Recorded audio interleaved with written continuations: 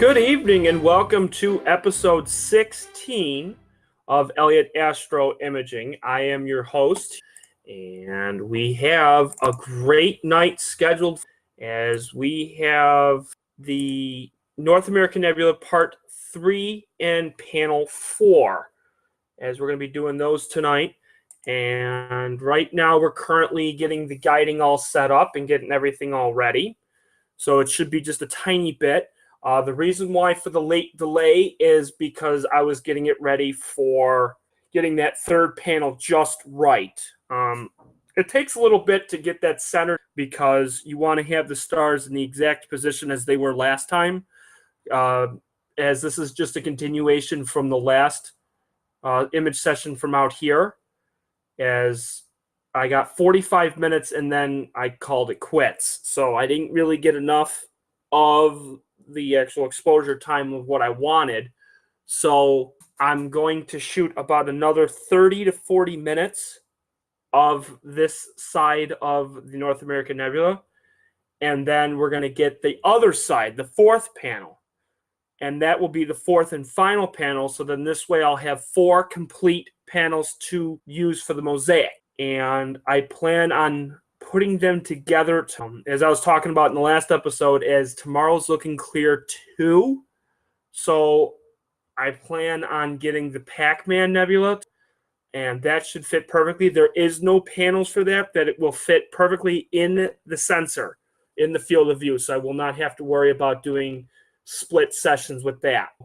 This one is almost done with the east, and then we're going to go north and then south. So we should be set and ready to go. All right, there we go. So I just took a 10-second image, and I've been trying real hard to get it just right. Again, this is just a 10-second image. The stars that I need to align are these 2 stars right here. And those are the 2 stars from the last panel, which is the middle of the North America, which sits up at the top here. The Pelican will sit more towards the top right. And then the actual wall of the North American Nebula sits right here along these stars. Can't see it because it's only a 10-second image in black and white, but it would be right here. Weather is looking pretty good tonight, although the wind is a little breezy out. So I'm hoping that the wind will die down. I checked the clear sky chart. It says that it's supposed to calm down around midnight. Currently, it is 10:22 Eastern time. So probably within the next hour or so, the wind will die down. We're looking between 5 to 7 mile an hour winds. That's not horrible for viewing, but it can mess up an 8 to 10 minute exposure. I'm hoping that it won't. I'm going to just do 8 minutes of this and see what we get. I tried stacking the 45-minute ones from the episode 14. It was a little hazy out, and I wasn't getting as much detail of the nebulosity as I thought I was going to get. So hopefully getting at least 5 to 6 of the 8 minutes should bring out some nebulosity. I may have to go longer just in case. Let me check to see how guiding's going here. While we're waiting, I'm actually going to pull up one of the images I took, and it's just a single image here. So I'll pull that up here, and everybody can take a look.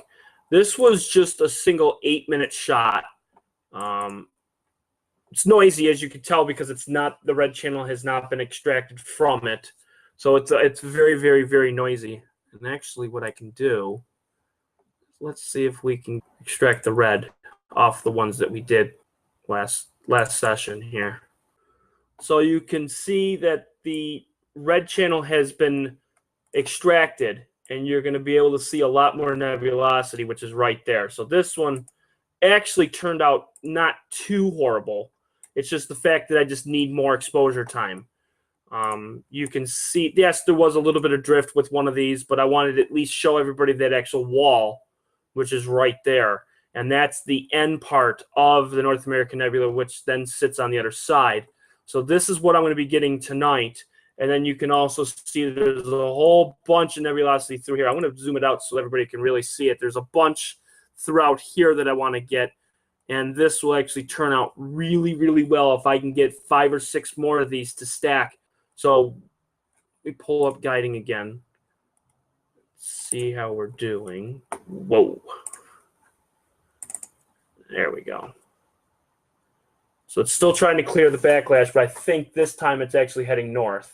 Yes, it is. Okay, we're actually doing good now. As you can see, the actual red crosshairs here is moving to the left. If it starts to move left where my mouse is, it's going to start moving, which means eventually this is going to change. Instead of saying clearing backlash, it's going to say north. There it goes. So now it's going to start moving north. It's going to get to about here and then start swinging back. And then we should be in great shape for guiding. Once this is set, then we'll see how it's going to settle down. As I said, with the wind, it may affect this a little bit, but this means I have to get guiding absolutely dead on tonight. I have to be on my game for guiding and making sure that everything down here is 100% accurate. These are all just settings for the motor for what it's telling the mount of for error. So if it's moving too far to the left or too far to the right or up or down, that is right ascension and declination. So if I want to get it to be as centered as possible, I may have to move the aggression, or I may have to move the max right ascension and the max declination. Each night it changes. So one night this 1520 by 1825 will work. The next night it may not work at all, and I may have to change it. I've fluctuated numbers on this one anywhere ranging from 1,500 to 2,000, all depending on where it goes. And I have to continuously keep monitoring it and watching it, making sure that it goes in the right spot. It's on a GPUSB, and what that is it connects to the guider port of a CG5 mount, and then it goes as a USB. And then I have it hooked up to a hub to the actual computer. So what that means is the computer is recognizing what the mount is doing and then sending communication to the mount saying, okay, it moved 2 pixels to the left. Let's correct the error and go 2 pixels to the right. So that way it's always in down this line where you see right here. So I try to make sure everybody understands it, make sure they know how that works. And that's how guiding works. Now, of course, you can go really in depth and really understand these numbers here and actually figure out so you can get errors of like virtually 0. But I'm not quite there yet. I'm almost there, but it's going to take some time.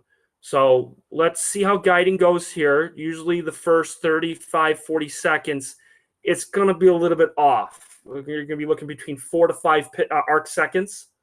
So it may fluctuate a little bit, but once it starts to settle down, it will actually go right to that middle line. So just give it a little bit of time here. Give it about 35, 40 seconds here.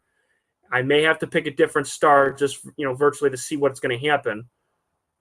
But let's see here. Declination looks like it's still hovering around 2 arc seconds here. Right ascension's dead on tonight, so we'll see. 4 arc seconds on declination is not going to do it for 8 minutes. I may have to pick a different star here, or change the exposure time to 1 second. So then this way it actually makes the errors faster to correct it. We're hovering at 4 arc seconds right now, so it is not so good for declination. I'm waiting for it to get down to between 1 to 2 pixels up here.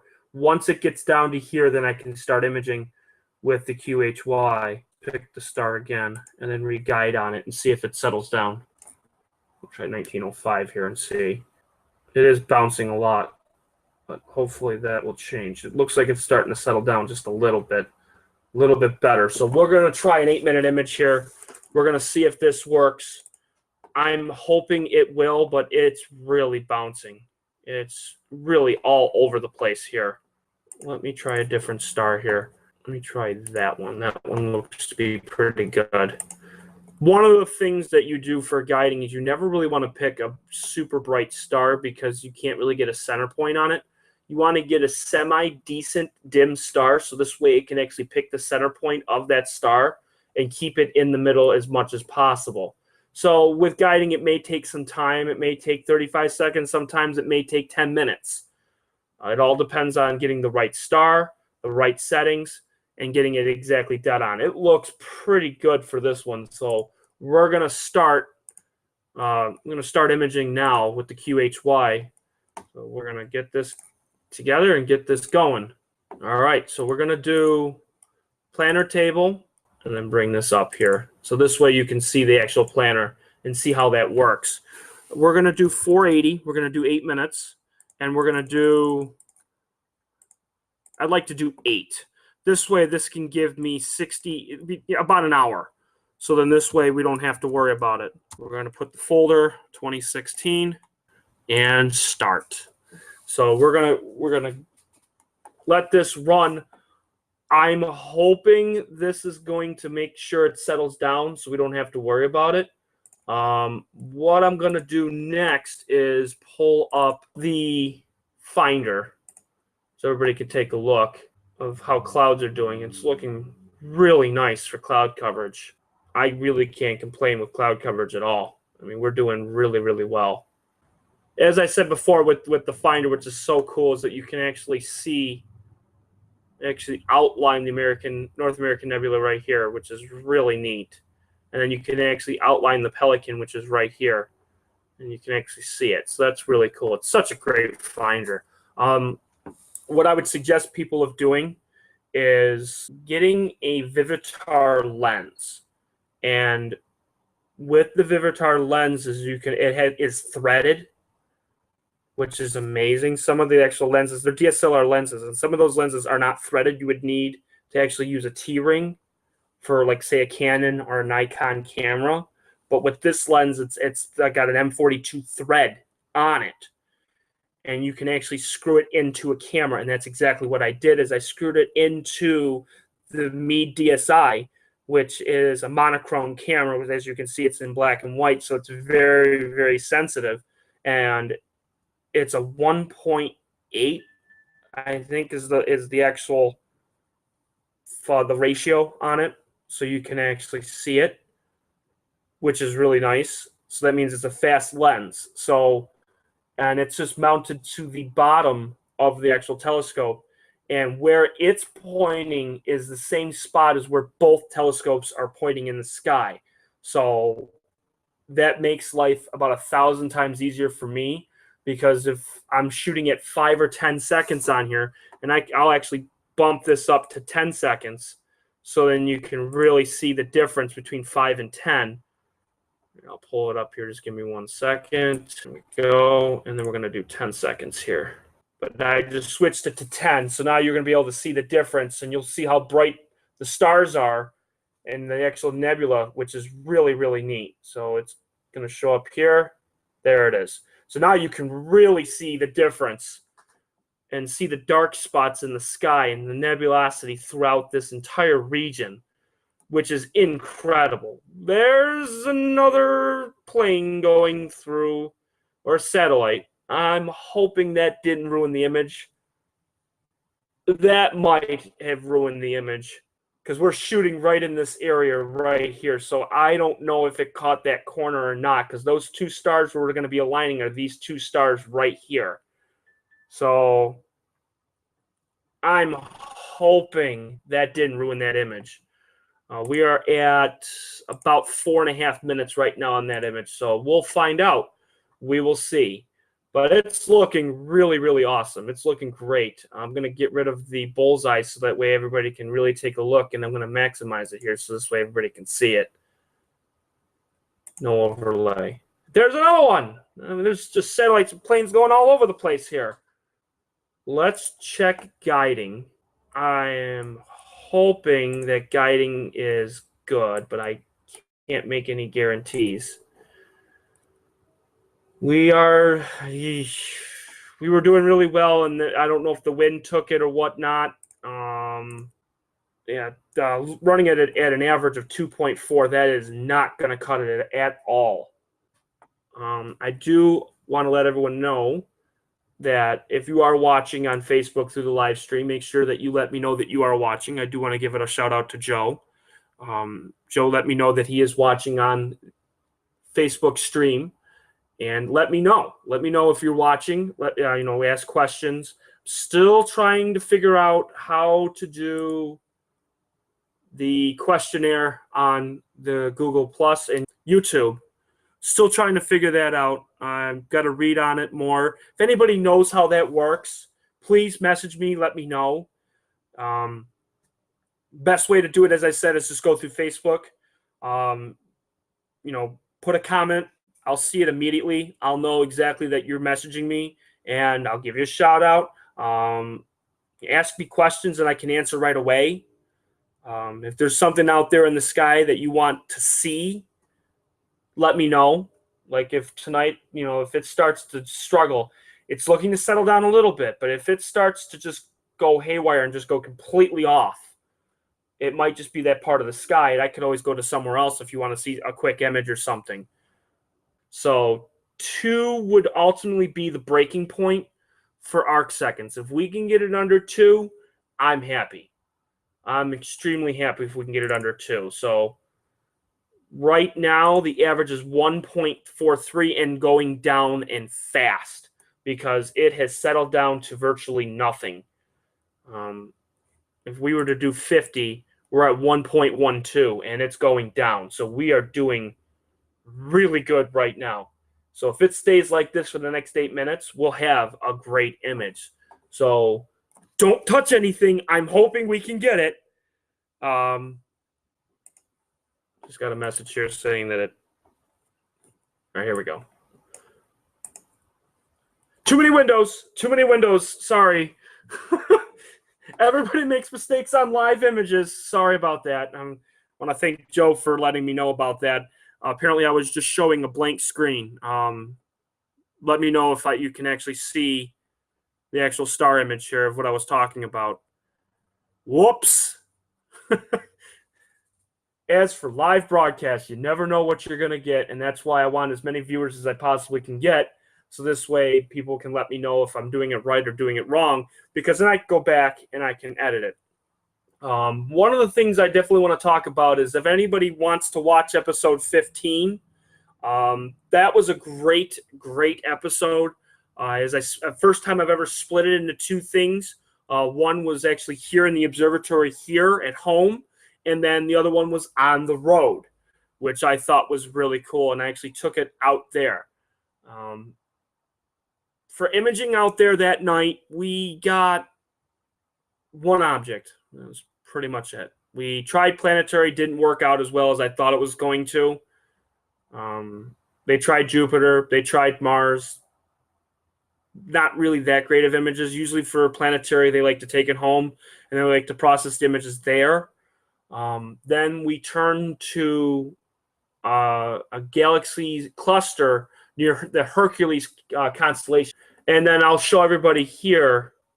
It's like right near Zenith, which is something that I probably won't be able to get out here because their mount is extremely good. I did put the model number and everything on there so people could take a look. The Hercules cluster is right here. There are a bunch of galaxies that sit right in here, and I mean a bunch. I don't know if I can use the options here and do all sky to see if the galaxies show up. They do not. They would be, again, as I said, right in here. There's thousands and thousands of galaxies, and they took it with the C14 with the ST9, which is an S-big camera. And the field of view for that is so small. And it turned out really well. And actually, I think what I'll do is I'll pull up the image that they got. So then this way everybody can take a look at it. And while I'm doing that, we'll go to the image here and see what we got for images. So we'll do 2 things at once here. It's at 72%. So give me 1 second here because I'm going to pull up that image of what they got that night. And as I said, I'm hoping to get between 5 to 7 of these tonight, so then I can add to the already 7 or 8 that I have, so then we can have a great mosaic of the North American Nebula. And I did actually stitch the original two together, but in order to stitch the third one, I have to wait for the fourth one to do it, and then I'll be able to stitch all four of them together. Photo Merge would do it on Photoshop, but it'll take some time. It's not great, but there's a little bit of drift. It's not terrible, but we'll see what it does. We'll see if it settles down even more. But it looks a lot better than the first image that we got. But I actually do have the name of one of the objects that was actually in that cluster. It is Abell, ABELL 2151. I am not doing the Orion G3 tonight because, again, there is no point of doing the Orion G3 with such a big object because I didn't do panel 1 and didn't do panel 2 and did panel 3. There's real no point of trying to get everything together with that and to continuously getting one specific panel. There's just no point. With something like the Orion G3 with such a small sensor, I would get the dumbbell. I would get a smaller object. Doing the Pac-Man tomorrow night is going to fit perfectly in my field of view for the Orion G3. So we should be looking really good for that. And doing that in Hydrogen Alpha, that's going to turn out really, really well. I really can't wait to do that one. I have the image pulled up finally. It took forever, but it is here. There we go. So this is the image that was taken at the observatory Monday night. So everybody can see that there's a whole bunch of galaxies in here. It is the Hercules Galaxy Cluster, and again, that is Abell 2151, so you can actually see it there. And it was taken with the C14.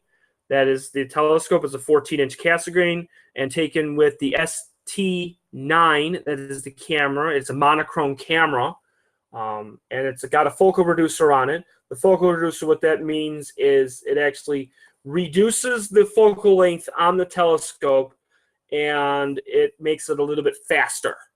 Faster meaning what you do to get an F ratio is you take your focal length, the distance between the front of the telescope and the back of the telescope, that is your focal length, and you divide it by your aperture, which is the dimension of your tube itself for a telescope. Okay? That's your F ratio. And when you're doing photography, and I was talking to a bunch of people today, is when you're doing photography, you, especially with deep sky, let me add, you want to get as lowest as possible. Okay? So if you have a telescope that is 500 millimeters in focal length, and it is an 80 millimeter aperture, okay, you would divide those two numbers together. So it would be 500 divided by 80, and that would be 6.25. Well, that's not good for imaging. It's not great. It's okay. But you want as low as possible. And when you have a 6.25 focal length ratio, or they call it an F ratio, it's going to take you longer to get the image on, say, if you are going to get an image with a telescope that is 3.2 F ratio, because it's taking light shorter time to get to reach the sensor of the camera, and that's what it is.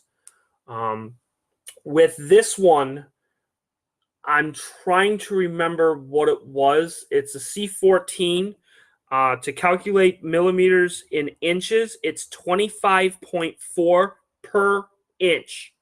So it is 25.4 millimeters per inch.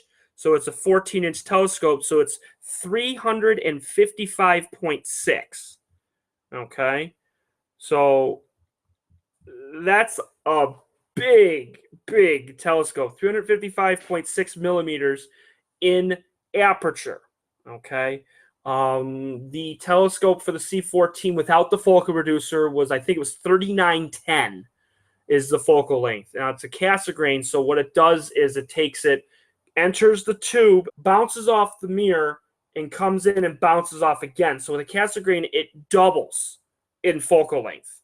So that's why you get some Cassegrains that are 8 inches, 10 inches, 12 inches, even 14 inches that have a focal length of 3,000, 4,000, and even 5,000 in focal length.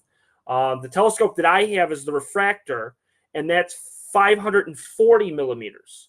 So it's about a sixth of what the C14 is. However, it's also a fifth of the size in aperture too. It's an 80 millimeter compared to the 355. So, and I'll put in the numbers on Starry Night. I haven't had a chance to do that for all the numbers for the field of view on Starry Night. I haven't had a chance to do that yet. I did it for Sky Safari, but did not get a chance to actually do it for Starry Night. So let's see. We did have an image that finished. Good. It settled down a lot. Good, good, good. All right. So the stars did settle down a lot. So this is actually, that is a really good image. That's not bad at all. Looking at 1.5, that's not bad.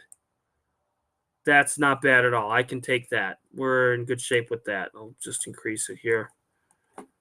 Not bad. Okay, well, let me just pull that up because I got it pulled up on that. There we go. Yeah, that's not horrible. And I'll zoom out here so you can actually see the nebulosity and you can actually see where it is. So I'm hoping to get about 7 more of these and then we'll be golden.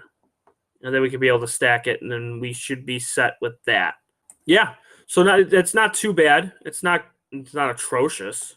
But to talk about the episode 15, just a tiny bit more, as I went over the calibration frames, which was great, and that is a great starting point for a lot of new and upcoming astronomers of understanding, especially the ones that are doing astrophotography for the very first time. Calibration frames are extremely, extremely important on using, because if you were to stack an image like this, as you can see, there's a lot of noise, there's a lot of artifacts. No, it's not an artifact like you can find something that's 1,000,000 years old, not that kind of artifact. There's the hot pixels, and then there's also the dead column that you saw there, the one that sits there. All those calibration frames gets rid of it completely. So at least you have a great image to start with when you do your post-processing. So I tried to make that as easy to understand as possible so everybody can really figure it out from there, which is nice. If anybody has questions on it, by all means, most certainly people can message me. I have had a lot of people message me just regarding equipment, regarding cameras and everything, and keep it coming. I definitely love it. I think it's great. This is one of my passions. This is something I love to do. It's a great hobby to get into for a lot of people. I like to take it to an extent of I want to help other people find the right thing without spending too much money. So by all means, keep it coming. Then after that, I did a tour of the BMO, and I thought that turned out really well. As I said, the reason why I didn't really post anything that we did that night was because there wasn't really much we got accomplished. I mean, we got some images they took of the Hercules cluster of galaxies. They got 4 10-minute exposures. And that turned out really well. And that turned out really, really good. But with the night being, it gets dark at 10:30, and we leave by midnight, it's pretty tough to get something in an hour and a half to 2 hours. Especially when you got to set up, get guiding ready, and you can't do anything when it's light out. So it's a little tough, but not too horrible. I did a little tour on the BMO, which is nice for anybody who has never been there before. By all means, if somebody wants to come out with me that lives in the area, I most certainly can take them out there, show them pretty much what we do on a weekly basis. But if you can't, that tour is great to actually look around to actually see what everything is. And it's a great observatory. It's absolutely fantastic. They have done a great job with upkeeping it and keeping it going with they have the flat screen so you can actually process your images in that back room. They have the dual monitors for the 2 flat screens, so that's really awesome. And it's just a great thing to just sit down. They have the air conditioner on, so if it's like 80 degrees or 70 degrees with humidity, and it's super hot, just turn on the air conditioner and you're golden and you don't have to worry about it. So that was awesome. It's just great. And of course, we love to just snack on things. I've got a lot of things that we like to eat because, got to do something while we're imaging. So it is a great, great time. I will post the website for the Buffalo Astronomical Association.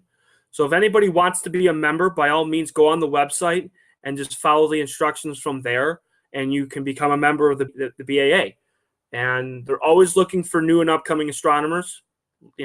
I was 4 years ago, and if it wasn't for them, I wouldn't be where I am today. So it is a great way to get your foot in the door. Ask questions. Always test out different things from other people. Like if somebody has a 3-inch telescope that they're using at the observatory, you can actually see how it's done before you actually go out and buy it and find out, well, this didn't work out, so now I'm out $100 or $125. It just makes it a lot easier, so this way you can go from there. So their website is buffaloastronomy.com. The BAA has been around for 70 years, so this is not an upcoming thing. It is a nonprofit organization. So they do fundraisers, they do donations, they do a bunch of things to help the club itself. And they do have meetings, which is really cool. They have meetings during the winter and fall months and part of the spring, and they hold them every month, and they hold it at the Buff State College. So, and it is really cool, and just going there alone and listening to the lectures and listening to different things that people have, that's worth it in itself. Then they have star parties during the summer between the months of May and September. So then you'll be able to go from there and go to star parties. They have star parties out in Wilson, New York, or near Kruger Park, and that is an awesome, awesome star party. They have public nights every month from April to August, I think. I think the last one's usually September. So actually the next public night is this Saturday. And that leads me to my next thing. Saturday, I was talking about in the last episode that I wanted to do a viewer's choice for the object. I'm actually thinking about heading to the observatory on Saturday for public night and just doing a couple of videos and a couple of pictures from there, from the sights and scenes of what a public night is at the BMO. And public night is great. Anybody can come out and everybody can join as long as they're with members. So I can bring 2 or 3 people and just come out and just observe and just enjoy the night sky. Saturday, as of right now, is looking great for weather.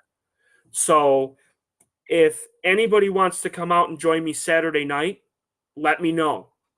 And I get out of work at 5, and I'm going to be there, I'm hoping by 6:15, 6:30, because that's when everybody's going to be there. There's going to be food there. There's going to be a whole bunch of things going on there. So by all means, let me know. We can carpool. We can go out there and just have a great time. I think it's really, really awesome. I think it's going to be really good. So that will be Saturday. So I won't be doing any objects here at the observatory here on Saturday, but I will be heading out there. And I think that'll be really awesome. Let's see how we're doing for guiding. I didn't mean to rant or anything, but I think it's just good. And it's a passion of mine. It's one of these things I just love to do.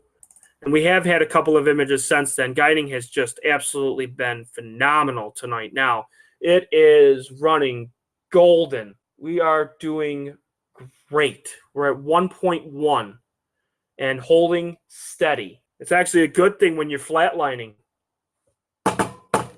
Oh, no. Sorry, I just went a little too far there. But yeah, so it's actually really good when you're actually looking really, really awesome. When you're right across that line, and we're doing really well.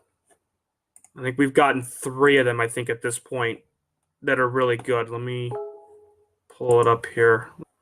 And then we're just going to zoom this in here to see what the stars look like here in the middle. Oh, yeah, we're great. We're doing really good. There's not much drift at all.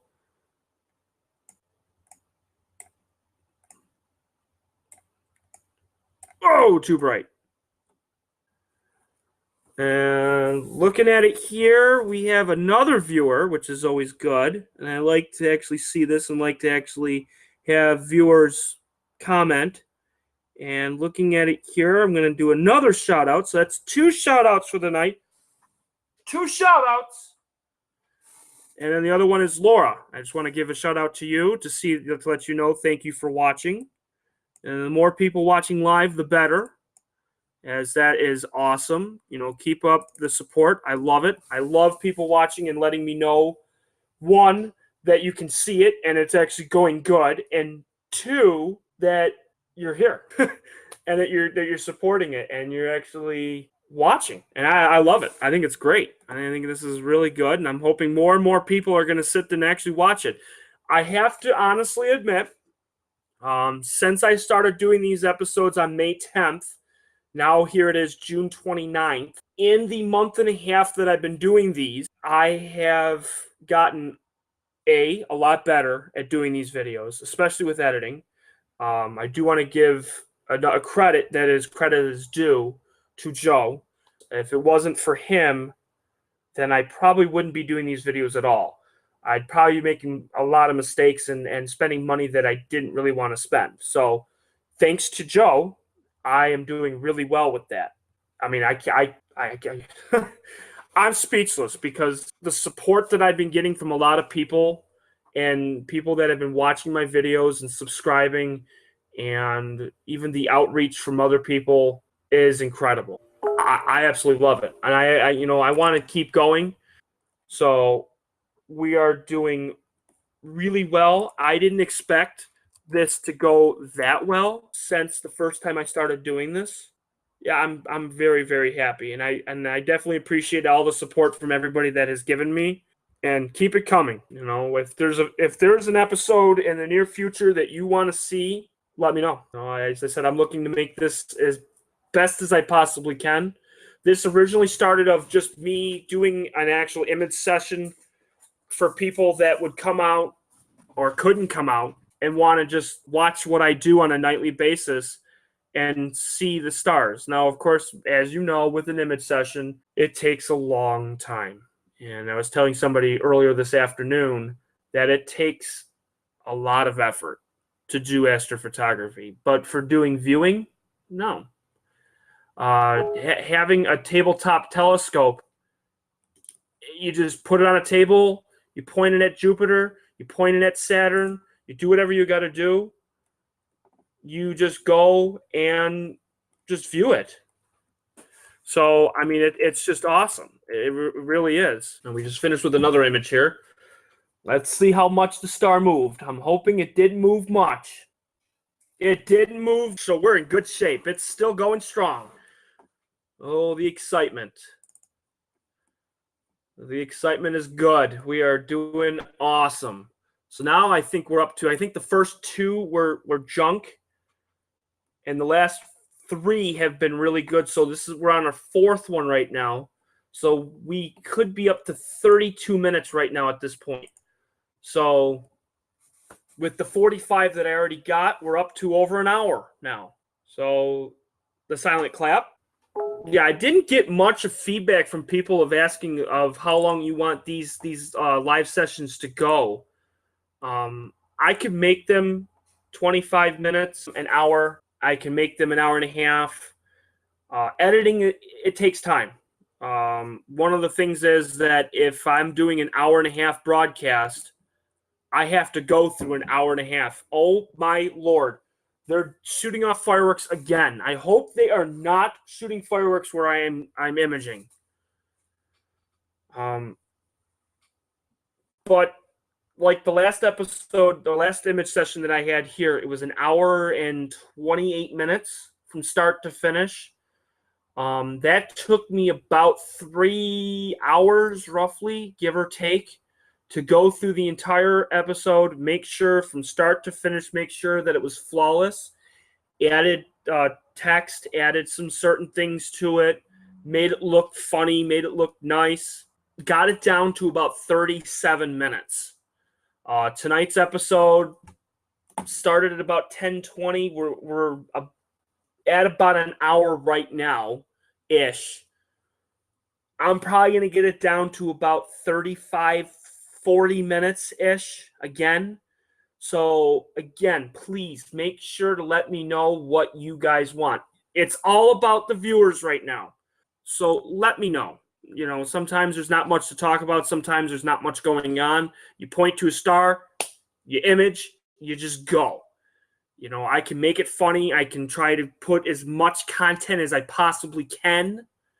I mean, I could sit and talk for 35, 40 minutes, but what good is that? People want to see images. People want to see things. So I've done the mosaic. I've done calibration frames. I've done debayering. So, I mean, I've done most of those things.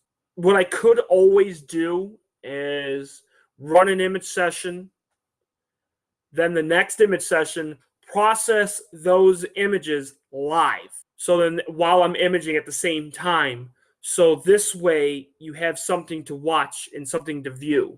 So for instance, we're shooting the North American Nebula, the top part, which is right here.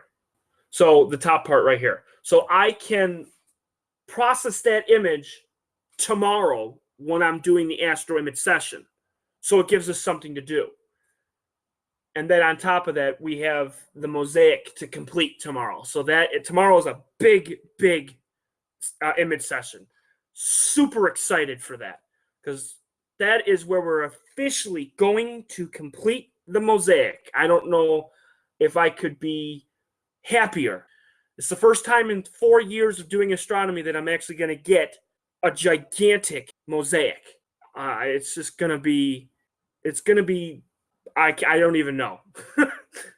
Like, I'm just so lost for words right now. It's just going to be awesome. So I can't wait for that. And in order to get to that tomorrow, we need to get these images today. So we're almost there. We got about maybe 3 more to go. Let me see how guiding is going right now, and we'll see where we stand for that. We're still golden. We're at 1.18, so we're still fantastic. I wanted to try to get this as soon as possible because, as I said in the last episode, a couple episodes ago, is that once this hits 55 or 60 degrees of altitude above the horizon, guiding just goes downhill and fast. For some odd reason, I don't know if it's the weight. I balanced it out perfectly, made sure it was nice and perfect. But once it hits that marker, we're done. So I had to get out here as soon as I possibly could. As soon as it got dark, I wanted to get out here and get this because right now, to the second, we are at an altitude of 45 degrees. So we got about another 45 minutes or so before this guiding starts to just go downhill and fast. So we need as many good images as possible, and we need to get this as quickly as we possibly can. So it's a race against time right now. So we're doing really well so far up to this point. The other problem is we got to do the other section, which will probably take about an hour. So we may not have enough time, but we're going to try. If it gets to 55, let me see when it does. Pull that up here on my phone to see. Got about an hour and 5 minutes. So we might just be able to just get just an hour, and that's about it of that last panel. So we might just get an hour, and that's it. There's not much nebulosity on that back end anyways, so we might not get much on that, but we're going to try to see what we can get. I think another problem, too, if I'm looking at it correctly, was people were shooting off fireworks that last image session, and I think that messed up some of my images, too, because it looked kind of hazy. It didn't look super clear or super pristine like it did the last few sessions. So I don't know if that's what it is. And, of course, this is a perfect time to get the North American Nebula because the 4th of July is coming up. So this is a great time to do this. So hopefully I can get this done, and then I could be able to print this up, and I'm going to hang it on the wall. I already do have one hanging up here in the observatory here. And I'll post that. I don't know where I have it listed, but I have it somewhere of the North American Nebula, Satyr, the crescent, everything you could possibly think of in a wide field image, which is super awesome. You see how the stars look? Tiny bit of a drift, but not terrible. It's definitely stackable. We can definitely stack that. It's not too bad. Not bad at all. So we're doing really well. We're getting things done. Right now, we're up to 3, 4, 5, 6. We have about 5 total. The first 2 were bad. So I think we're at 4 going on 5 right now. So not terrible. Not bad at all. So we're running at about an hour and 5 minutes here on the broadcast. As we still have a bunch of things left to do, so it's probably just going to be me just sitting around making sure that guiding is still good. So I'm going to end the broadcast now, but I do want to thank everybody for watching, and again, continue the support. Subscribe to my channel. Make sure you hit the like buttons on YouTube. Comment. Join the Elliott Astro-Imaging group on Facebook. It's an open public group now, so anybody can join. Anybody can comment on my pictures. They can comment on if I have a poll that's up. Anything. I'm on YouTube, I'm on Google Plus, and I'm on Facebook. So I'm on all 3. No, I don't do Instagram. No, I don't do Snapchat. There's so many of them. I don't do Twitter. I don't do any of those stuff. I don't even know how to do them right now at this point. The only 3 I have are those, and they are linked to my website at elliott-astronomy.com. So you can do all those. That's an easy way to connect. You can even just go through Facebook and go through the Messenger and specifically talk to me through there. So by all means, let me know. So I'm going to end the broadcast. Again, I want to thank everybody for watching, and have a wonderful night. Bye.